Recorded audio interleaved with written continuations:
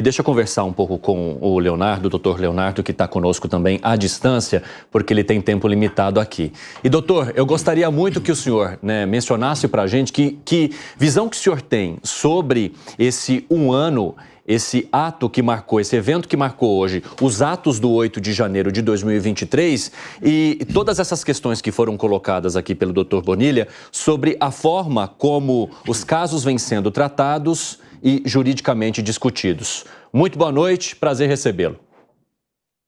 Boa noite, Evandro. O prazer é meu. Queria agradecer a equipe da Jovem Pan pelo convite, pelo esforço. A tempestade não me deixou chegar em São Paulo hoje. Eu estou tendo que participar remota aqui. Gostaria muito de estar com o Piperno, com o Cittadini, com o Bonilha e especialmente nosso conselheiro aí da OAB, Nelson Kobayashi. Vou tentar colaborar da maneira limitada aqui à distância. Em relação aos atos, vejam bem, a tempestade, ela nunca cai na hora e no momento em que as nuvens se formam. Então, se 8 de janeiro foi uma tempestade da democracia brasileira, a gente tem que tentar entender, é muito difícil, onde ela se formou. Quando as nuvens começaram a ficar carregadas, de onde as nuvens vieram e por que as nuvens se chocaram ali naquele dia 8. Como bem disse o Bonilha aqui agora, em 2021, o legislador introduziu os crimes contra o Estado de Direito, contra a democracia, esses crimes estão sendo processados no Código Penal. Então, olha só, o que significa isso? Quando a sociedade decide criminalizar uma conduta, a sociedade está olhando alguma coisa que está acontecendo, faz um recorte e traz para dentro do Código Penal. Matar alguém é crime. Por que o legislador, alguma hora, achou que matar alguém tinha que ser crime? Porque tinha alguém matando alguém. Se em 2021 o parlamento promulgou e o presidente Jair Bolsonaro sancionaram a lei com esses crimes, é porque já naquele momento a sociedade brasileira estava vendo com preocupação condutas atentatórias ao Estado Democrático de Direito e à democracia. Era um alerta. Não se criminaliza condutas à toa. A gente poderia e deveria voltar para 2013. Todo mundo que está tentando estudar, melhor do que eu, que sou só advogado, tentando estudar esse momento de crise na democracia que não é brasileira, crise na democracia ocidental, crise na democracia representativa, toma o 2013, os movimentos de rua de 2013, como ponto de partida da crise da democracia brasileira. Então a gente tem que entender o que vem sendo fomentado: polarização, falta de crença nos partidos políticos, antipolítica. O sentimento de antipolítica é péssimo.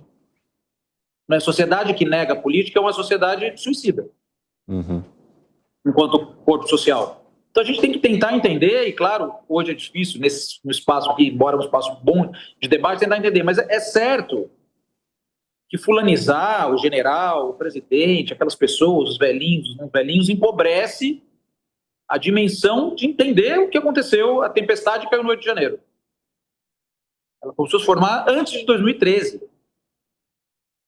Então nós estamos aqui tentando pensar, tentando entender, somos eleitores, somos pais, somos profissionais, temos nossas famílias, precisamos entender por que a democracia anda tão questionada. O que ela não está oferecendo de bom para a população? E o que nós não estamos comunicando bem à população, a democracia? E aí vale lembrar, já vou terminar com esse ponto, que democracia para o corpo social é como oxigênio para o corpo humano. Só com oxigênio a gente não enxerga, a gente não sente o cheiro, a gente não consegue pegar. A gente só percebe a importância do oxigênio quando ele falta. É assim para o corpo humano e a democracia é assim para o corpo social.